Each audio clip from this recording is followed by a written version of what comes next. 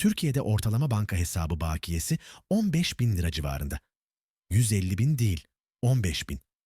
Eğer şu an hesabında bundan fazla para varsa, istatistiksel olarak ülkenin yarısından daha varlıklısın.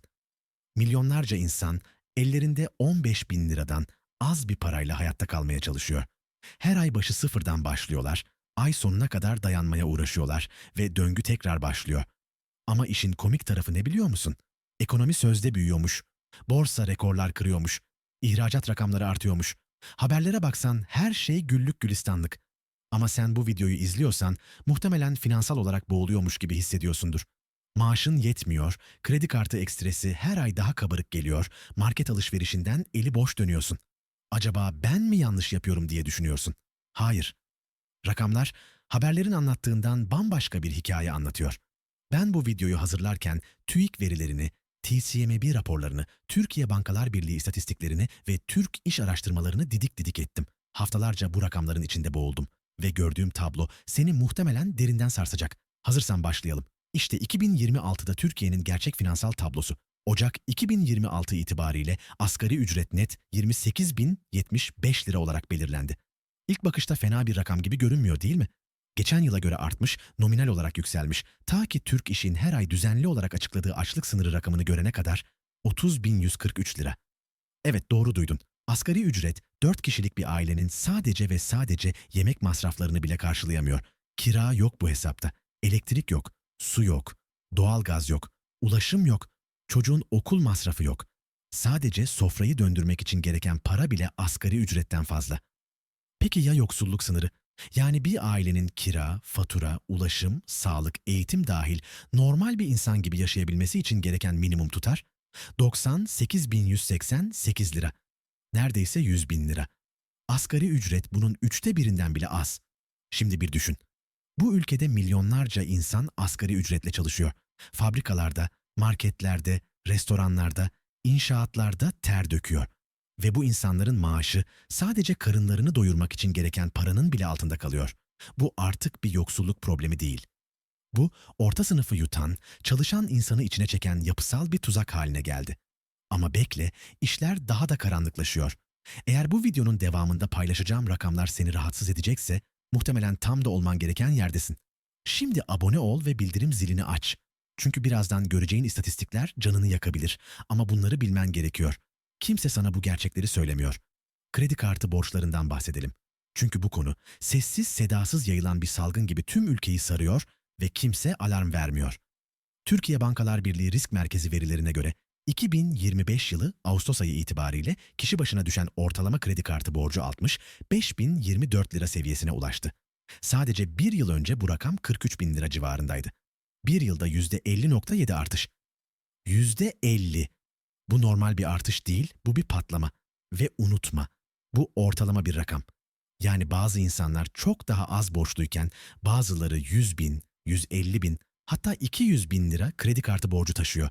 Toplam bireysel kredi kartı borcu 2,5 trilyon lirayı aştı. Trilyon. 12 sıfırlı bir rakam. Daha da endişe verici olanı ise kredi kartlarında takibe düşme oranı %4,8'e fırladı. Bu son 5 yılın en yüksek seviyesi. Her 20 kişiden biri kredi kartı borcunu zamanında ödeyemiyor ve yasal takibe düşüyor.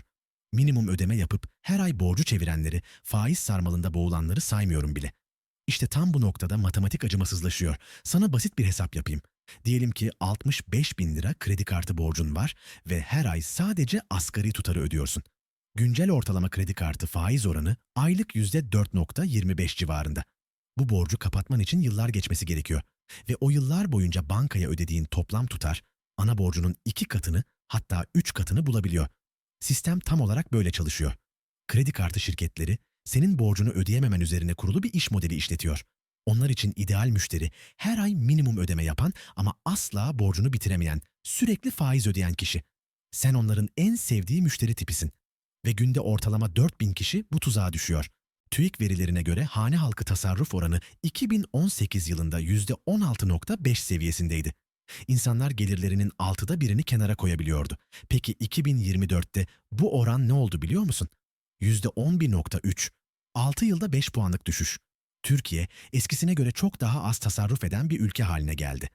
İngiltere'nin araştırmasına göre tasarruf sahibi olma oranı %54'e geriledi. Yani neredeyse her iki kişiden biri hiç tasarrufu olmadan yaşıyor. Acil bir durumda, beklenmedik bir masrafta sığınacak hiçbir yeri yok. İnsanlar her ay acı bir seçimle karşı karşıya kalıyor. Ya geleceğe biriktir, ya bugünü yaşa. Ve hayatta kalma içgüdüsü kazanıyor. Düşünsene, kiran son 3 yılda 2'ye, hatta 3'e katlandı. Market alışverişin 2020'ye göre en az %60 ile %70 daha pahalı hale geldi. Akaryakıt fiyatları uçtu, elektrik, doğalgaz faturaları katlanarak arttı. Her şeyin fiyatı patladı. Maaşlar aynı oranda artmadı. 2020'den bu yana kümülatif enflasyon %300'ü aştı ama maaşlar bu artışın çok gerisinde kaldı. Enflasyonla maaş artışı arasındaki makas sonuna kadar açıldı ve kimse bu uçuruma köprü kurmadı. Videonun yarısına geldik ve eğer buraya kadar izlediysen, muhtemelen bu rakamlardan bazıları seni derinden rahatsız etti. Bu iyi bir şey aslında. Çünkü farkındalık, değişimin ilk ve en önemli adımı. Şimdi beğen butonuna bas, böylece bu video daha fazla kişiye ulaşsın ve insanlar gerçekleri öğrensin. Konut fiyatlarına geçelim. Çünkü ev sahibi olma hayali çoğu insan için artık sadece bir hayal olarak kaldı. Ulaşılması imkansız bir rüya.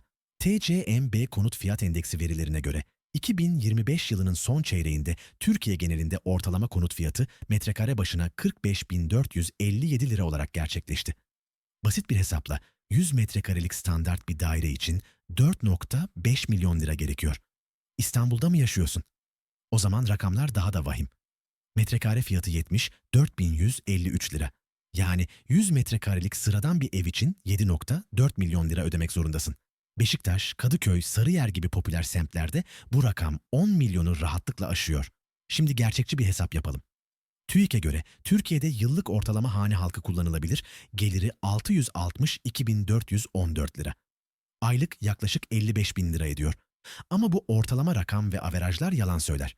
Medyan gelir çok daha düşük, muhtemelen 35 ile 40 bin lira civarında. Diyelim ki aylık 40 bin lira kazanıyorsun ki bu ortalamanın üstünde bir gelir. Ve büyük bir disiplinle gelirinin %20'sini biriktirmeyi başarıyorsun. Ayda 8 bin lira, yılda 96 bin lira. Hiç harcamadan, hiçbir acil duruma para ayırmadan sadece ev için biriktirsen. İstanbul'da 7,4 milyon liralık bir ev almak için kaç yıl biriktirmen gerekiyor? 77 yıl. Faiz getirisi hesaba katılmadan, enflasyonun paranı erittiği görmezden gelinerek 77 yıl. İşte bu yüzden gençler ev alamıyor. Ev fiyatları gelir artışından çok daha hızlı yükseldi. Konut fiyatları son 5 yılda nominal olarak 4 ile 5 kat artarken maaşlar ancak 2 ile 3 kat arttı. Ve şimdi başlangıç çizgisi her geçen yıl daha da uzaklaşıyor. Her ay ev almak için biriktirdiğin para ev fiyatlarının artış hızının gerisinde kalıyor. Gelir dağılımından bahsetmeden bu tabloyu tamamlayamayız. Çünkü aslında tek bir Türkiye yok, yan yana yaşayan iki farklı Türkiye var. TÜİK'in 2025 gelir dağılımı istatistiklerine göre Türkiye'de en zengin %20'lik kesim toplam gelirin %48'ini alıyor. Neredeyse yarısı. En fakir %20'lik kesim sadece %6,4. Yani en zenginler en fakirlerin 7,5 katı kadar kazanıyor. Yan yana iki farklı ekonomi işliyor bu ülkede. Birinci ekonomide insanların borsada parası var, gayrimenkulü var, dövizi var, altını var. Enflasyona karşı korunaklılar, hatta enflasyondan kazanıyorlar. Varlıkları değerlendikçe kağıt üzerinde zenginleşiyorlar. İkinci ekonomide ise insanlar maaşla geçiniyor. Her ay sıfırdan başlıyorlar. Her enflasyon dalgasında biraz daha geriye düşüyorlar. Alım güçleri eriyor, birikimleri yok, gelecekleri belirsiz. Haberlerde ekonomi büyüyor dendiğinde aslında birinci gruptakilerin serveti büyüyor. Borsa yükselince, konut fiyatları artınca, dolar çıkınca onların varlıkları değerleniyor. İkinci gruptakiler ise yerinde sayıyor. Hatta geriliyor. Peki şimdi ne yapmalısın? Tüm bu karanlık tablodan sonra pes mi etmelisin? Kesinlikle hayır. Önce şunu kabul et. Sistemi tek başına değiştiremezsin. Faiz oranlarını düşüremezsin. Enflasyonu kontrol edemezsin. Konut fiyatlarını ucuzlatamazsın. Bunlar senin elinde değil. Ama kontrol edebildiğin şeyler var ve onlara odaklanmalısın. Birincisi, gelir ile harcama arasındaki farkı bul ve o farkı koru. Ne kadar küçük olursa olsun, o fark senin silahın. Her ay biriktirdiğin 500 lira bile bileşik getiriyle 10 yıl sonra ciddi bir birikime dönüşebilir. Küçümseme. İkincisi, kredi kartı borcunu öncelikli düşman ilan et. O faiz oranları seni içten içe yiyor. Minimum ödeme tuzağına düşme. Gerekirse tüketimi kıs ama o borcu kapat. Üçüncüsü, sıkıcı yatırımlar yap. Heyecan arama. Kriptoda köşeyi dönmeye çalışma. Borsada günlük trade yapma. Endeks fonları, BIS, düzenli birikim hesapları. Bunlar uzun vadede işe yarıyor. Son olarak bir şeyi unutma. Eğer medyandan gerideysen, eğer bu istatistiklerin kötü tarafında kaldıysan, bu senin suçun değil. Ama bu, mücadele etmeyeceğin anlamına gelmiyor. Matematikle savaşamazsın ama matematiği kendi lehine çevirebilirsin. Gelecekteki sen, bugün vereceğin kararlara bağlı. 10 yıl sonra geriye bakıp ya teşekkür edecek ya pişman olacak. Hangisi olacağına bugün sen karar veriyorsun. Eğer bu videodaki rakamlardan biri seni şok ettiyse, eğer bu tuzaklardan birine düştüysen yorumlarda yaz. Yalnız değilsin. Ve unutma, farkındalık değişimin ilk adımı.